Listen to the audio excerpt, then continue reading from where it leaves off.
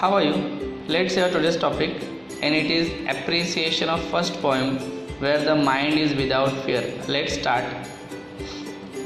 तो अप्रिसिएशन के लिए हमें फर्स्ट क्वेश्चन दिया जाएगा.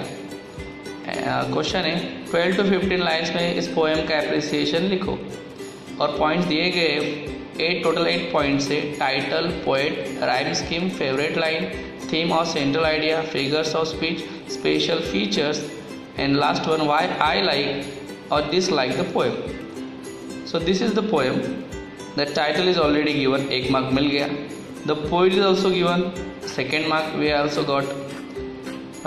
We can write there our favorite line. So 3 to 4 marks we can easily get from appreciation.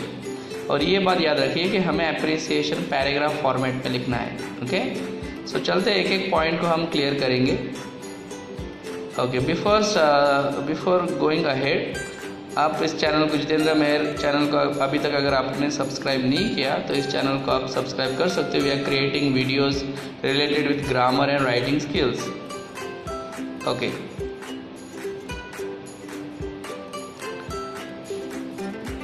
So first point दिए गए थे poem and poet. So paragraph format इसके लिए हमें आंसर सेंटेंसेस में लिखना है. The poem Where the Mind is Without Fear by Rabindranath Tagore. तो पोएट का नाम भी आ गया, पोएम का नाम भी आ गया, but we have to create a sentence is a prayer to God. आप चाहो तो एक्स्ट्रा भी लिख सकते हो इसमें. This poem is from Nobel prize winning anthology Gitanjali. The poem is a noble dream of the poet about his heaven of freedom. Why we have written here extra point? Because when we write extra points, the teacher can give us out of 10 9 or 9.5 marks. Next, another point is rhyme scheme and favorite line. Okay, so this poem does not have any rhyme scheme, that's why it is an example of free words. It is a prose poem written in free words. तो हमने rhyme scheme लिख दी. Favourite line कोई भी आप लिख सकते हो, उसे थोड़ा एक्सप्लेन कीजिए. My favourite line is where the mind is without fear and the hair is held high. I like this line because it has a positive emotion with showing fearlessness, dignity and self respect. So rhyme scheme and favourite line, it comes for 2 marks. ये भी 2 marks के लिए, 4 marks completed.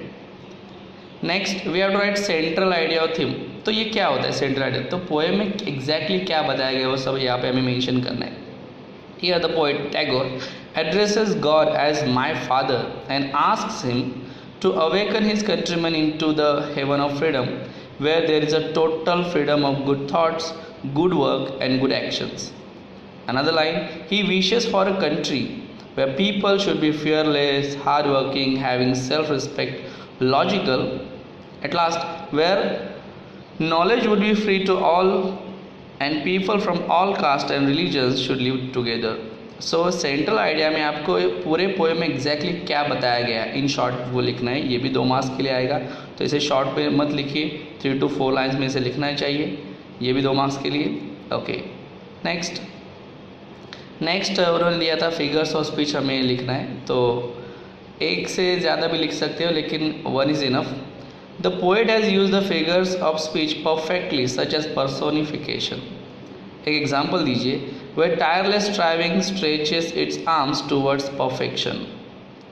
Here we can actually visualise tireless efforts, continuous efforts.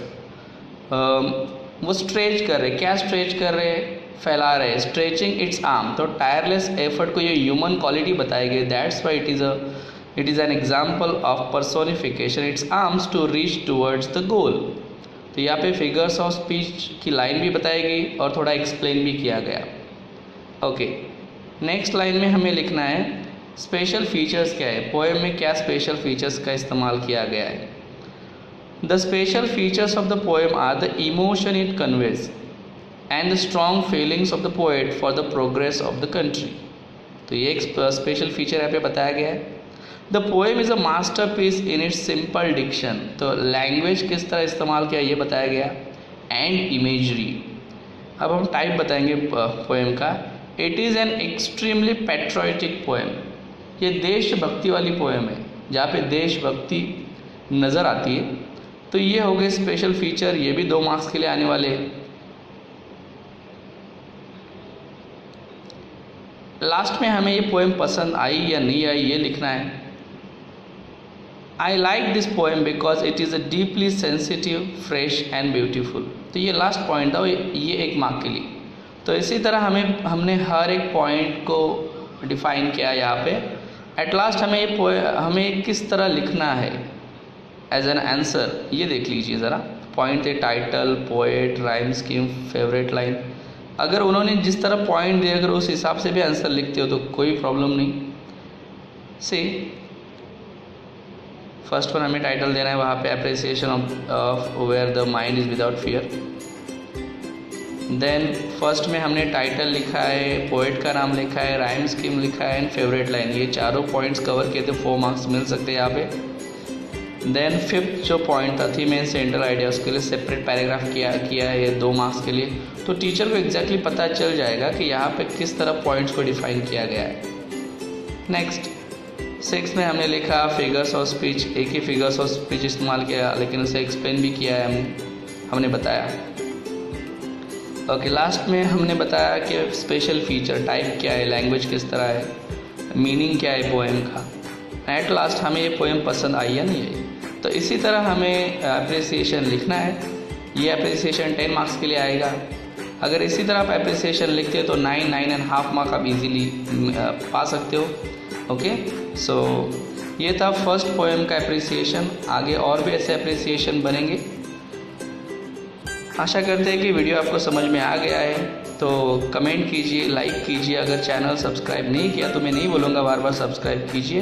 Jitendra Mehar sir channel का नाम है। अगर पसंद आए तो सब्सक्राइब कीजिए। हम इसी तरह ग्रामर, राइटिंग्स के रिलेटेड और इंग्लिश का जो हमारा 8, 9, 10 का सिलेबस है उसके रिलेटेड वीडियोस बनाते हैं।